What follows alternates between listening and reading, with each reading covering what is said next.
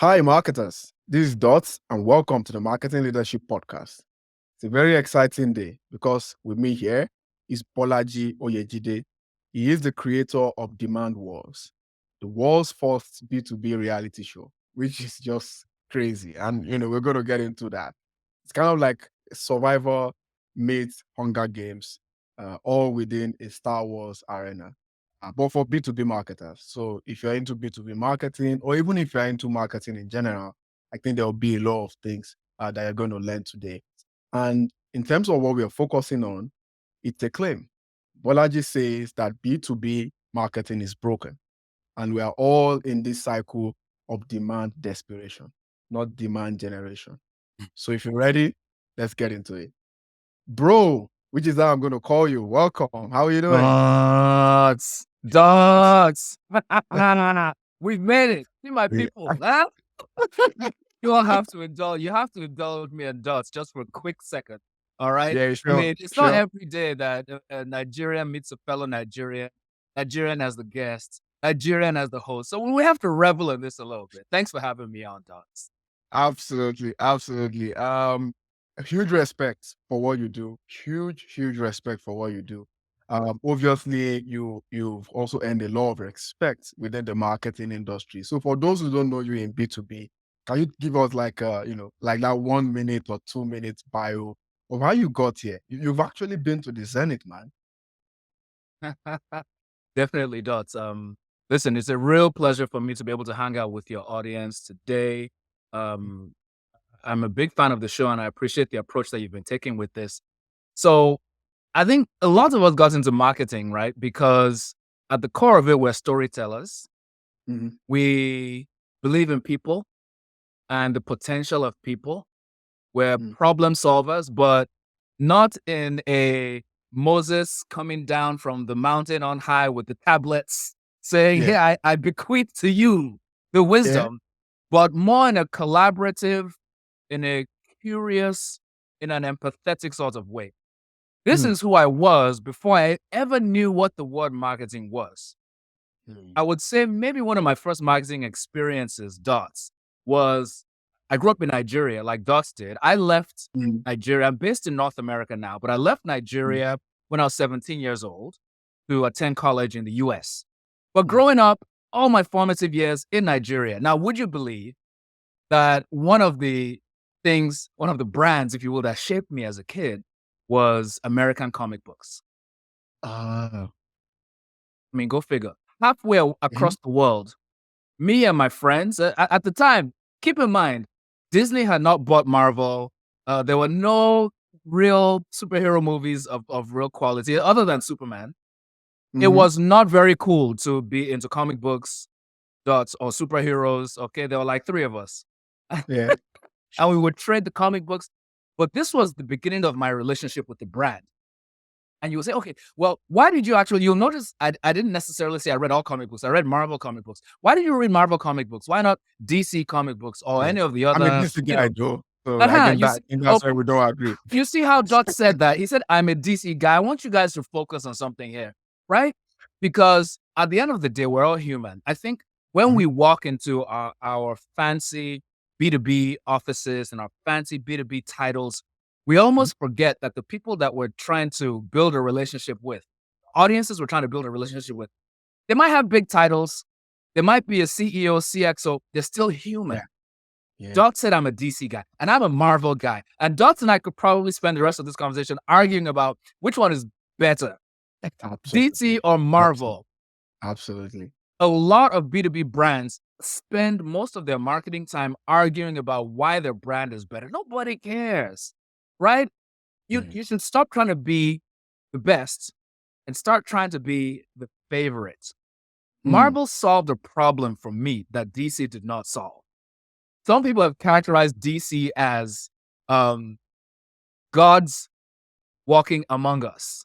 You have the Wonder Woman, you have the Superman, these larger than life figures, sometimes coming from different planets or coming from mythology, right? And living amongst humans. Where Marvel was more humans, flawed humans, almost trying to realize their full potential and often failing. And I was a very, very shy Dots, Mm. very socially anxious kid. A lot of my friends were tall, I wasn't tall. A Mm. lot of my friends could dance, I couldn't dance. A lot of my friends could talk to the girls, I could not talk to the girls' Dots. In fact, Oh my God. the whole comic book thing even made it worse, right? So I was very introverted, didn't really Mm. know who I was. My favorite character, Peter Parker. Mm. Why was Peter Parker? I mean, I'm gonna admit to you, Dots. As a 10-year-old, I probably thought I was Peter Parker. Now I know Brian. Mm. Brian is doing the tech. Brian is probably laughing. He's helping us with the tech on the show. Thank you, Brian. He's probably laughing. What does a white kid from Queens, New York, have in common with a Nigerian kid, 10-year-old Nigerian kid? Okay. Somewhere in the village. You see, Peter Parker was picked on. Yeah. Peter Parker was a social outcast. Mm. And yet, despite his social misgivings, he was able to still contribute. He still had something to add. And I Yeah. didn't know as a kid, I was like, I don't know what I have to add. I'm not Mm. smooth like my friends. I'm not, the most athletic necessarily. I'm not the tallest guy, but I'm like, I'm going to find what makes me special. Mm. This is the magic of marketing. Mm. This is what drew me to marketing. To me, Dots, marketing is entering the conversation already going on in your prospect's mind, Yeah. walking with them, Mm-hmm. and guiding them to a future, more successful version of Mm. themselves. Yeah. This is what Marvel Comics did for me. Marvel Comics met me where I was. Mm. They said, we see that you're a little awkward. And then they said, but we believe in you. We think you can Yeah. actually do something with yourself. And when I moved Yeah. to the US at age 17, once again, I finally found my feet in Nigeria. And then I moved as a teenager and Yeah. completely lost all my confidence. And it took a while for me to regain it back. But I was always able to go back to those stories of those very flawed human beings, our audience as B2B Mm. marketers, Mm. very flawed human beings who had a problem and yet were able to overcome, sometimes not necessarily becoming perfect, but Yeah. becoming good enough. Yeah. That's what we as marketers can offer people. We're Mm. not promising to, if you're bald, I might not be able to help you. But I'll tell you what, I can still make it so that, the ladies still find you charismatic. Okay? It's Yeah. not Yeah. a panacea. It's not a Yeah. bullet. But Yeah. it meets people where they are and it gives them hope for a better tomorrow. That's why I love marketing. That's a very good approach. That's something I've been learning of recent. We're speaking off the mic about my extreme obsession with marketing strategy. Mm. And, what we've learned from value proposition is level one, what is the functional benefit of that product? Yes. Level two, what is the way of life benefit of that product line or product bundle? And then level three is what is that ambition? What do you want your customer to be based on the entire brand, as portrayed by the product? Those are sort of like the three levels of value proposition from that side. Again, another topic for another day in what is appropriate or not Yes. for B2B. But you say it, B2B marketing is broken. How did we get here? How did we get here? And I'm saying that because we're supposed to follow the market. In a Yes. way, we follow the market. If we look at it in retrospect, Ford, the Jobs, they all follow the market. They gave a unique solution to an existing or popular problem. Yes. So, what happened? Was it the customer that sort of changed in the way they look at things?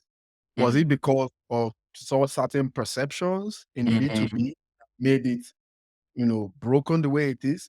Were there economic macro pestle analysis factors that caused, you know, things to not just work? And now B2B and B2B tech, B2B, any B2B. Yeah. And I don't know what to do. This is broken. What do we do? So give us that history. Yeah, I love this question, Dots. I love this question because before you can fix a problem, before you can propose a solution, you really need to understand the problem, right? And a lot of us, we are problem solvers, but You know the saying, the cobbler shoes? The Mhm. person who fixes shoes sometimes is is it the cobbler's children have no shoes? Something of that effect. Yeah, Me and yeah, my friends always used to laugh. We would always in high school religiously we'll go to the barber shop and get haircuts every 2 weeks. You know, we yeah, had to look, this was our, girls obsessed period, you know? yeah. One day puberty kicked in, we're like, "Oh, girls exist." And we had to get the haircut. But we had a friend whose dad was one of the best barbers in town, and this kid's head always looked rough. Always Ooh. looked jacked up. It's like we as marketers, we we're so good at diagnosing other people's problems, but not so good at diagnosing our own. And to Mm. some extent, it's not our fault. If you think back, there's this really famous quote by a guy, I think his name might be, this is going back to like 1895. I think his name Yeah. might be Andrew Banneker or something of that nature. I'm probably getting that I wrong, never, but somebody never can heard of Google. him. Yeah. Yeah, But the yeah. quote essentially said he was like a retail magnate. And he Mhm. said, 50% of my advertising dollars work. I just don't know which 50% it is. This Mm. was sort of a recognized truth in advertising and in marketing. Basically, you had to spend a bunch of money getting the word out, communicating your Mhm. message, but you couldn't necessarily track which of the outlets, which of the channel. There were not great ways, let me say, to always Mhm. track what was working. But then Mm. technology started to evolve, right? Started to evolve around us, and it started to evolve very quickly. The internet came about, the web 2.0 came about. Yeah, Suddenly we got this ability to do things like attribution. We got yeah, the ability to track. Remember banner ads? Banner ads used to be like, very advanced technology. People were excited yeah. about banner ads, Yahoo, right? Yahoo. Yeah, Yo, I'm telling you, man, all of yeah. this stuff developed. Paid search didn't even originate with Google. It's Mhm. synonymous with Google now, but it Yeah. originated with a company named GoTo.com. Maybe Google Mm. bought them. I'm not even sure.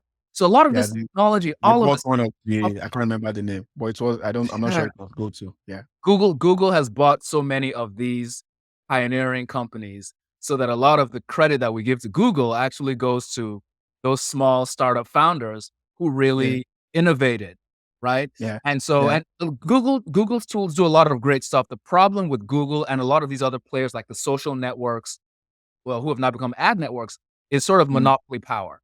Whenever a company has monopoly power, it's in their interest. It's not in their interest to allow competition. It's not in their interest to prioritize the needs of their customers. They Mhm. prioritize the needs of their shareholders because they can.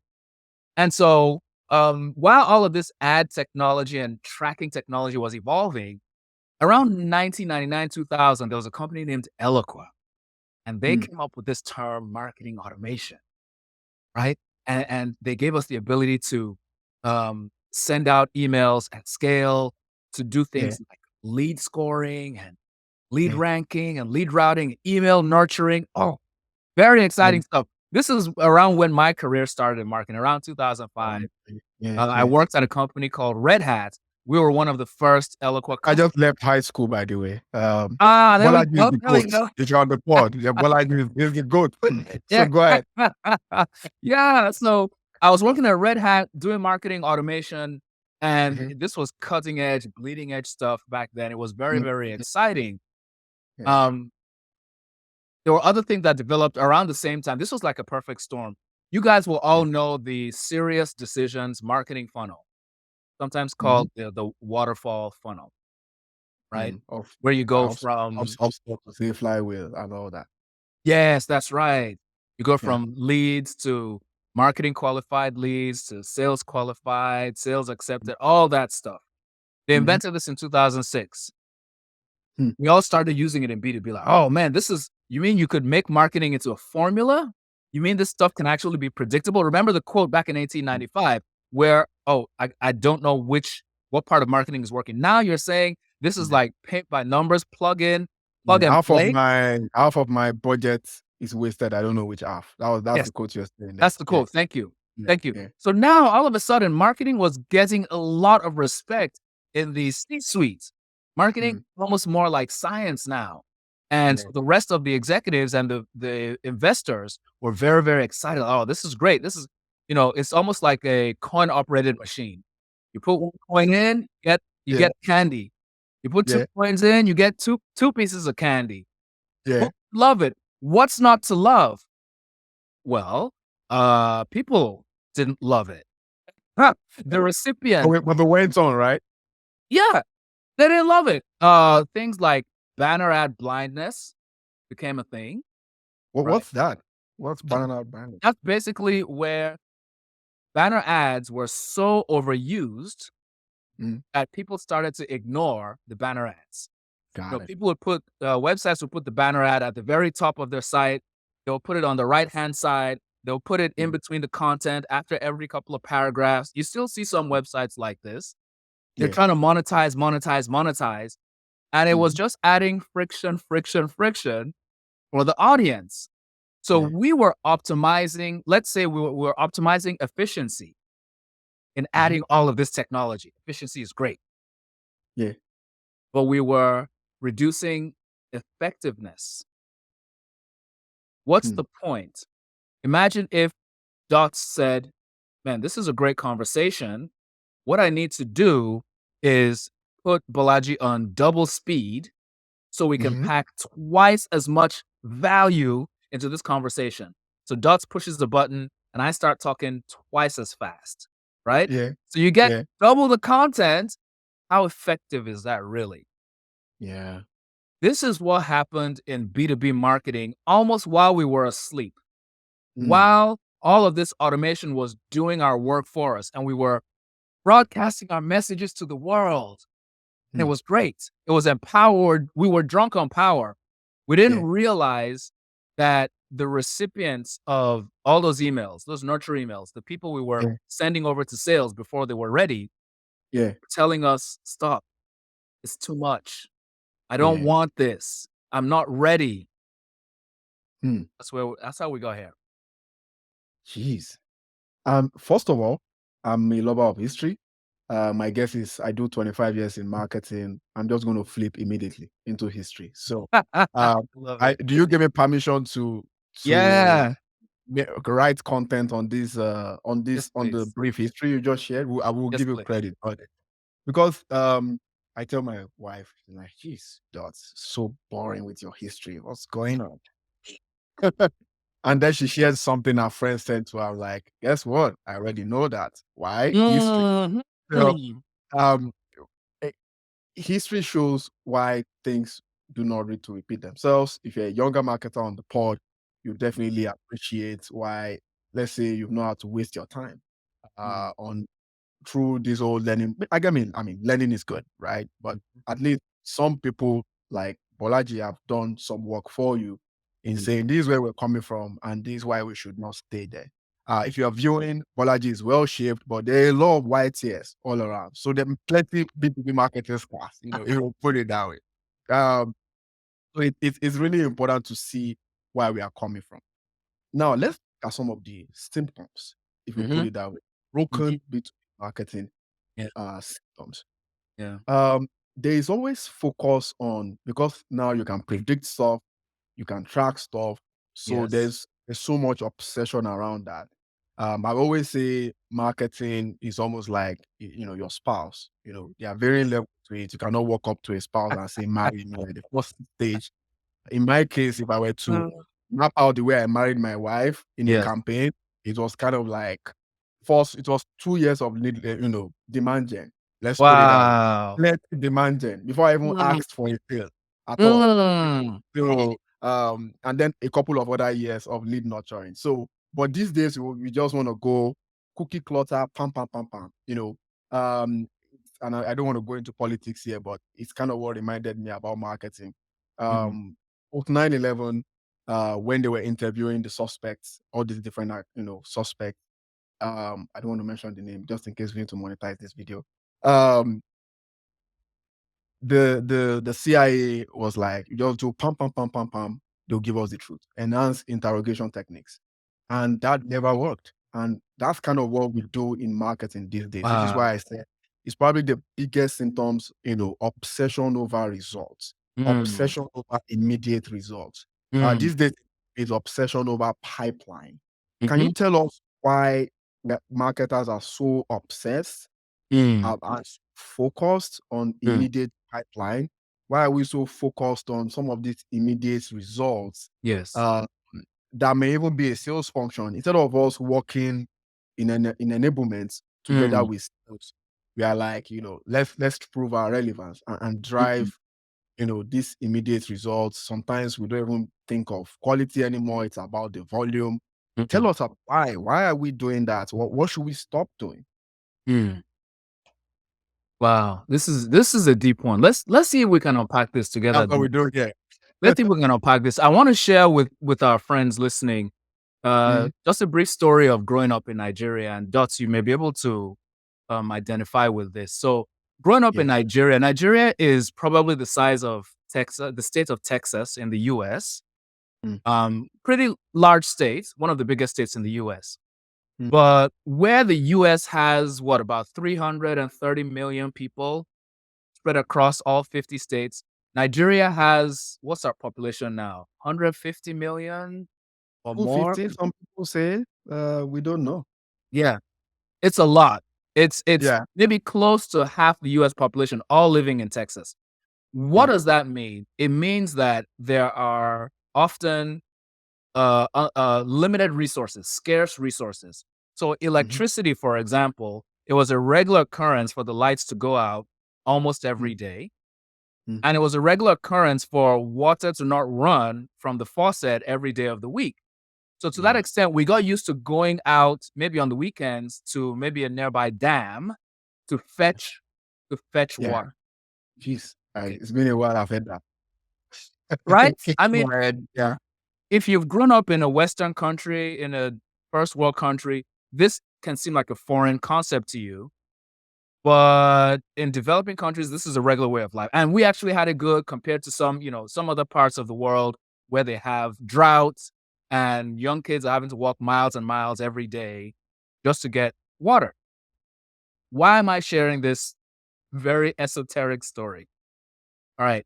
The reason is when people are in an emergency, they have to respond to that emergency.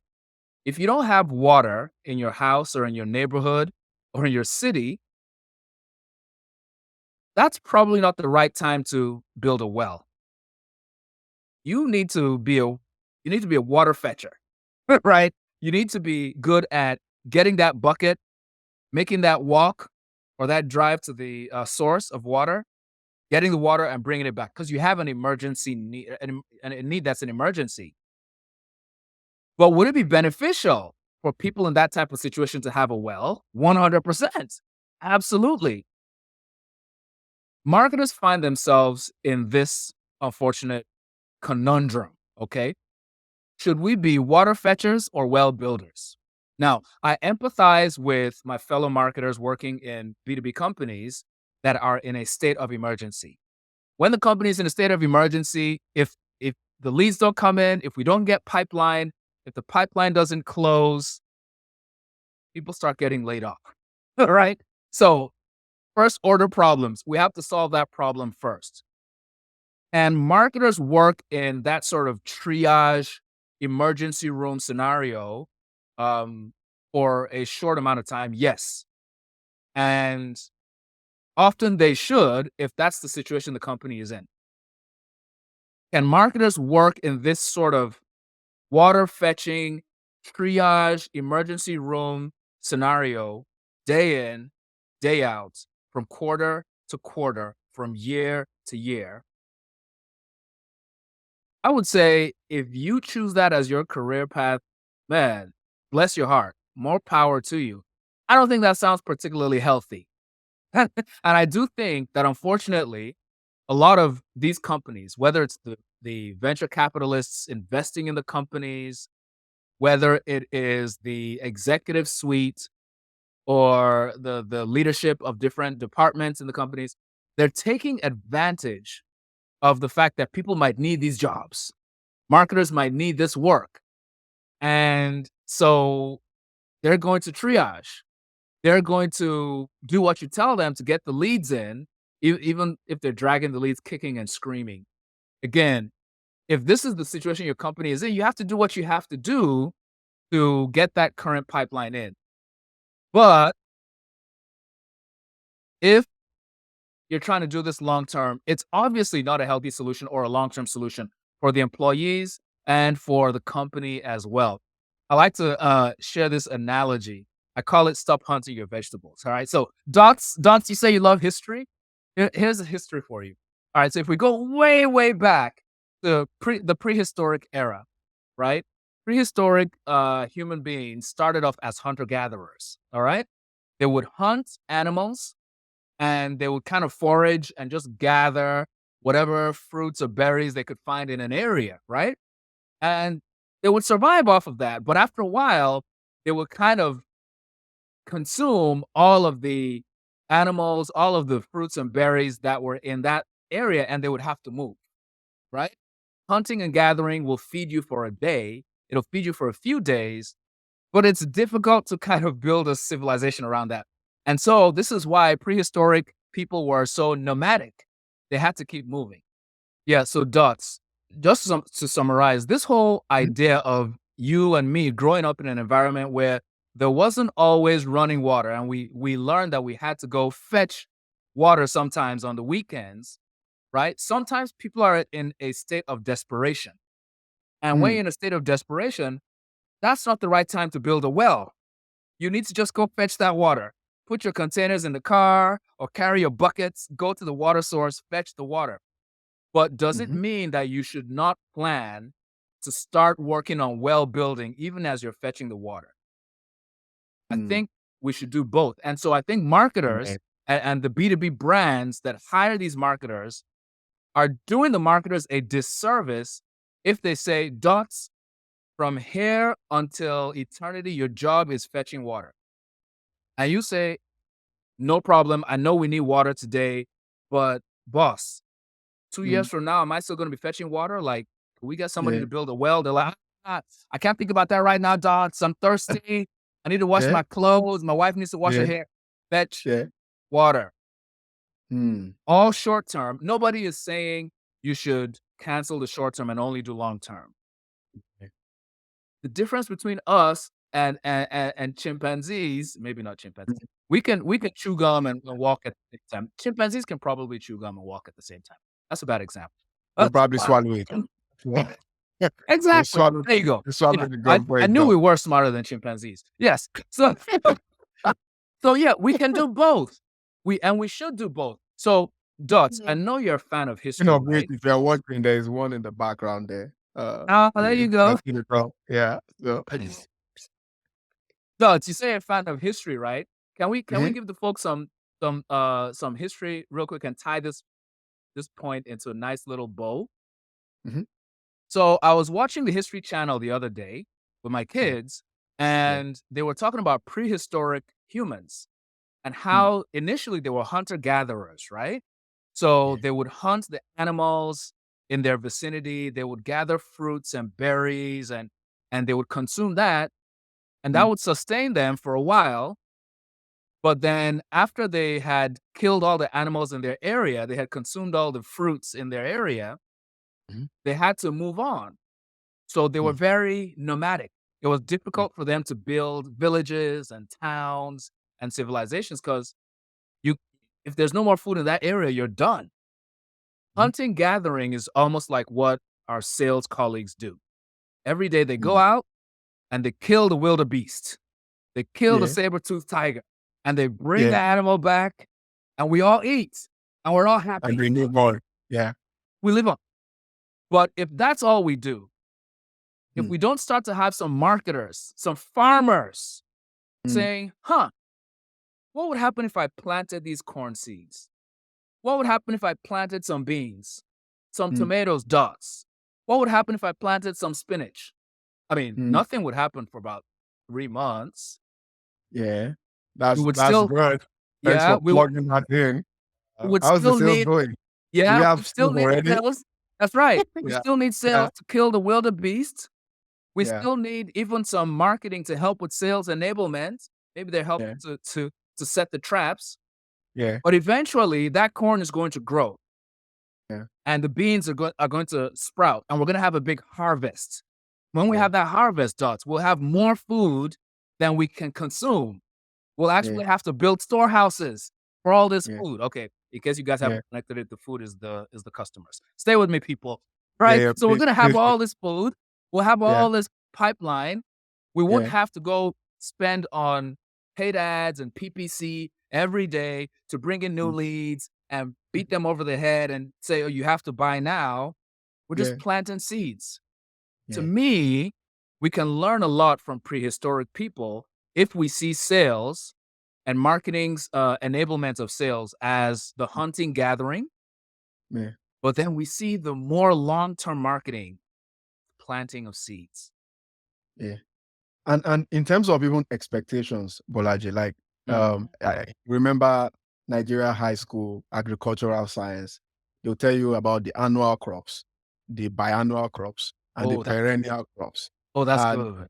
if you're a perennial brand, thinking you're gonna hit unicorn status, let's use B2B SaaS now Right. in 2 years.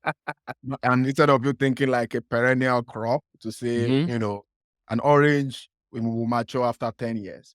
Yes. It's kind of that long-term focus as well. It's kind of back to the marriage example where you have to build Yes. up over time. I think that's what Bolaji is really saying here. And I have a bit of exposure in B2C.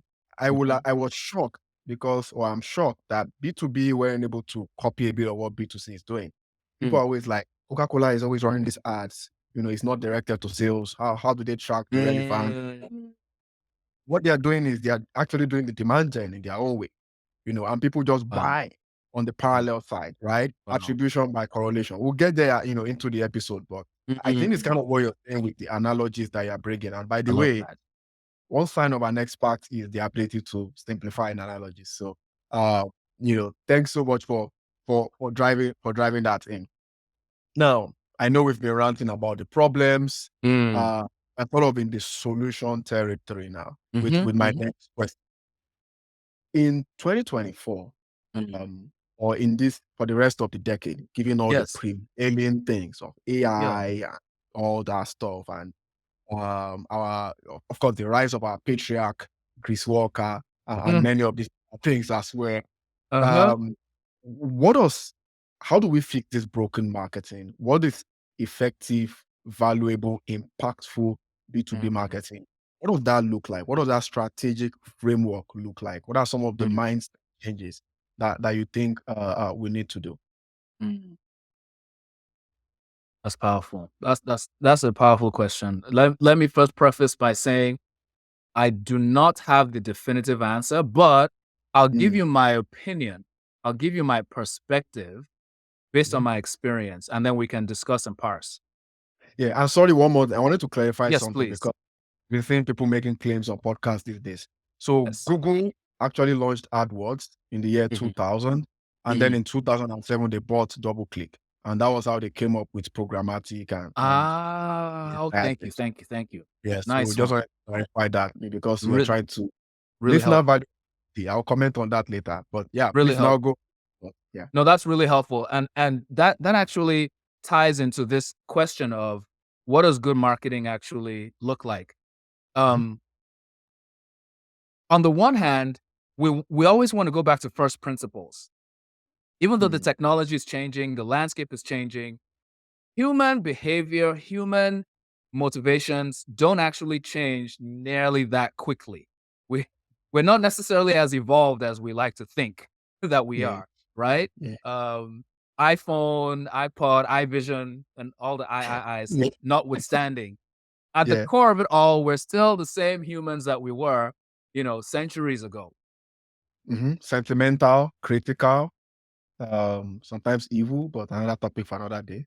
Yeah, yeah. And the way we make decisions, there's science behind this. I don't have the references for it, but I know that Mhm. your audience is a very well-read audience. So this is stuff that we can research for those of us who are curious. A Yeah. lot of the times, the way humans make decisions, we make decisions based on our biases, we make Mm, decisions based on our emotions, but we now try to find logical evidence to support yeah. the emotional decision we've already made. Mm, This is not suggesting that marketing should be 100% emotional. No, but it's also saying for a fact that if your Mm. marketing is 100% logic, that's you're giving us too much credit as Yeah. humans. We are Yeah. emotional beings. So I like to think of marketing before we can become effective at something, before we can do a good job, we should know what the definition of that thing is. So Mhm. I like to ask myself, what is marketing? Is marketing supposed to make selling easier? A lot of my colleagues actually define it that way. Mhm. Or is it supposed to make buying easier? Mm. I'll let the listener decide. Mm. Is marketing supposed to convince prospects that they have a need? Or is it supposed to find prospects who have the need that we solve? Mm. And as an aside, I have to state that when the profession of demand generation was created, maybe in the early 2000s, and Mhm. since that time, there's been this um, mistaken idea that marketers, through copywriting, Yeah. through beautiful ads, through Yeah. great offers, can actually take an individual who does not have any demand, or let me not say need, they don't have demand for your products. And Mm. because we're so silver tongued, we can Mm. convince them to have demand for your products. Yeah. If you've ever, let me rephrase this, if you haven't ever sat through a timeshare presentation, oh, you're missing out. Oh, oh, you're missing out. Oh my God. I As a was there revenue, in April. I was in bro, Mexico in April. That was the first trip with my they got passport. you. But oh God. No, tell Oh us God. about it though. What was your I will tell experience? you.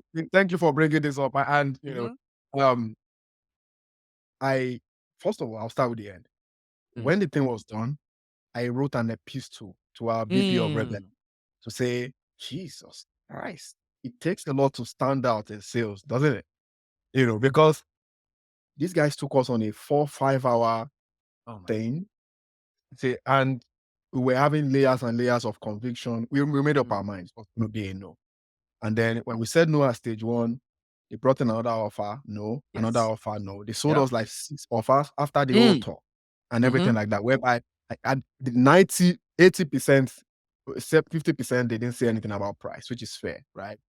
Now we got into the other half and they started having offers, offers, offers, offers. Let me get back to my manager. right, The lady will say, um, the lady will say, she will, oh, here's a picture of a trip. Sorry, it's a bit nude, whatever it is, trying to connect, right?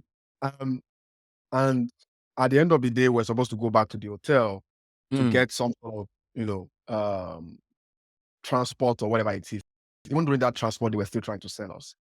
So that, in mm. summary, that it was not a great experience at all. Wow. But yeah, you go back to your thoughts there. Thanks for Yeah. mentioning that. It actually came up yesterday when we were discussing Yeah, it. exactly, and that's an example of a sales process that's probably efficient. They get Mhm. through a lot of people very quickly. They have a great offer. They'll offer you maybe free food or a free night Yeah, stay to yeah, enter into the funnel, but the experience, the way people feel at the bottom of the funnel is so negative, people want to avoid that brand at all costs. I mhm, think marketing should enter the conversation that's already going on in the prospect's mind, help them to see their future selves, mhm. but it should be a soft offer, not a hard one. We Yeah, want subscribers. We don't want leads. We want people saying, you know what? I don't have anything to buy from Dots yet, yeah, but I want to hang out with this guy. I want to see mm, what he's going to say next. I want to take his course, his workshop, and so on. yeah, Marketing should be more about subscribers than leads, right? yeah, So effective marketing is going beyond brand awareness now, and this is Dots. I have like a Maslow's, the Maslow's hierarchy of needs. I yeah. created the No, Maslow's. I know you shared that at the beginning, and I thought, wow, that's really interesting. Maslow's are Yeah.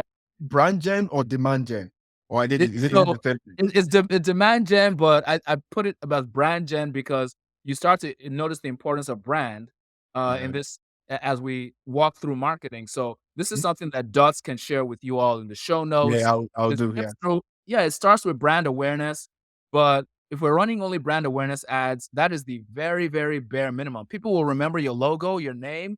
They don't yeah, know what you do. They don't have a preference for you over your competition. They don't advocate for you when your problem set comes up and they're talking to their colleagues. And it's Mhm. not, you're not even part of their identity, like a Nike, for example, Yeah, right? So there are different levels that we can aspire to for good marketing. You already see this in B2C. It's yeah, time for us to start doing this in B2B. yeah, yeah, yeah. Definitely, something I'm very interested with. I know a lot of academic principles in marketing, but this one I didn't get to it at some point. Well, guys, we are nearly done. We are not done yet, but I would imagine that you've learned so much, even especially with the analogies, right? Um, Let me put it this way. Bolaji did exceed my expectations. I was expecting something like this, but I wasn't expecting as much. So, You're too kind. You're too um, kind. thank you so much for doing that. But for you on the pod, please share. That's it. We are trying to get the best guest, discuss the best topics and within the best perspectives, unique perspectives possible. Please help share. It will really, really help us a lot. Now, before I release Bolaji, we'll go quickly to a break. And when we come back, it's going to be the rapid fire and then the last question. Guys, don't go anywhere. We'll be right back.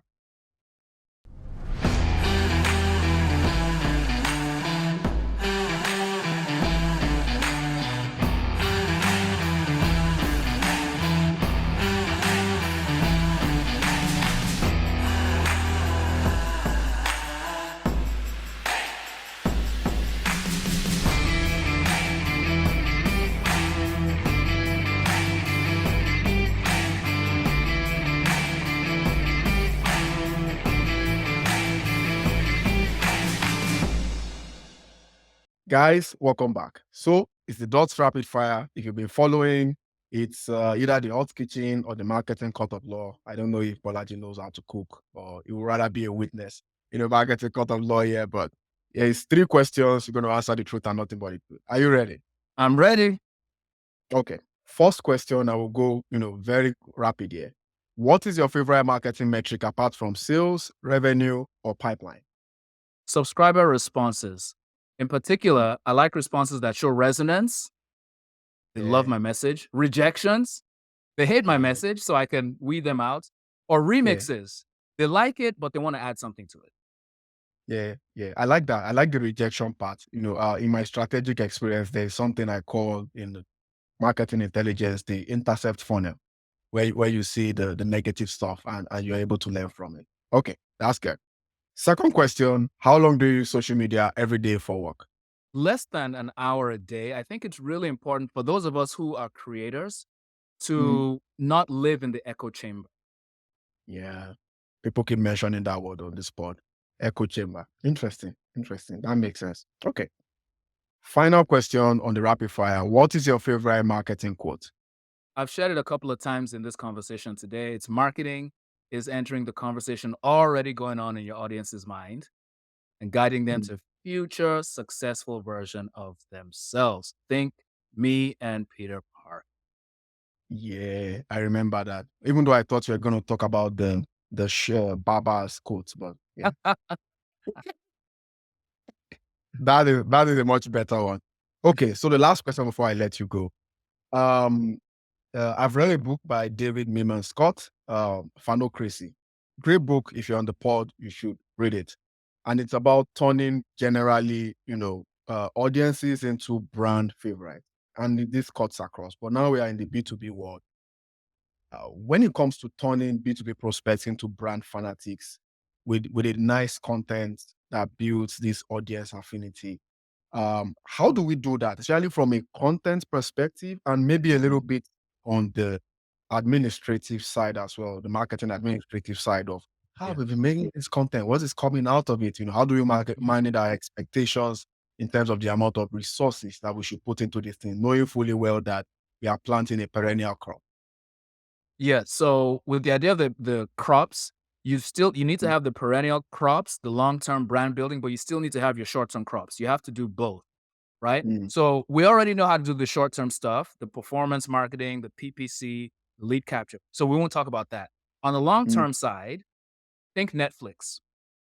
mm, When we all get off of a long day's work. We all want to unwind. A lot of us will go to Netflix. Netflix is a short form for Hulu, Amazon Prime, Disney Plus. We're all binging shows and we spend Yeah. hours and hours watching these shows. Why? Because it's relaxing, because we see ourselves in the shows, a myriad of reasons. Why I can love B2B documentaries. That's why I love. B2B, yeah. So B2B content can be like this. To create that type of content, I almost like to call it tribal content. Think of the people Mhm. who like watching Love Island, for example, or Love is Blind. Yeah. Those who don't watch it cannot understand why people would watch such a show. Those who do Yeah. watch it have become a tribe, and you can't tell them nothing. They love their show. Kind of like Besides, Big Brother, isn't it? Another thank topic for you. another. Survivor, Apprentice, The Voice, American Idol. There's so many of these shows. You need to have proximity. 5 things. Proximity. So get closer to your audience than your competition can. You Mm. need curiosity, right? Mm. Don't assume you have all the answers to the problems. Actually, Mm. find the language of their frustration. Mm. 3, you need advocacy. Say the quiet parts out loud. Yeah. That's self-explanatory. Number 4, amplification. Don't amplify your brand message. I don't want to hear about your products.